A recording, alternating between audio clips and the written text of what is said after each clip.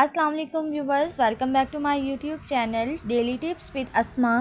आज की इस वीडियो में हम आपको बताएंगे बिलाल नाम का मतलब और इसके बारे में दिलचस्प मालूमात। बिलाल नाम का शुमार लड़कों के नामों में होता है। बिलाल एक इस्लामी नाम है। बिलाल नाम की इब्तदाई तारीख अरबी ज़ुबान से निकलती है। बिलाल नाम के लड़कों के लिए खुशकिस्मत नंबर 9 माना जाता है। माहिरीन के मुताबिक बिलाल नाम के लड़के बहुत प्यारे होते हैं। बिलाल नाम का मतलब है एक सहाबी रसूल। बिलाल नाम के लड़कों के लिए खुशकिस्मत दिनों में जुम्मा और सोमवार का दिन शामिल है। बिलाल नाम के अफराद के लिए मुवाफिक रंगों में नीला और सब्ज़ रंग शामिल है।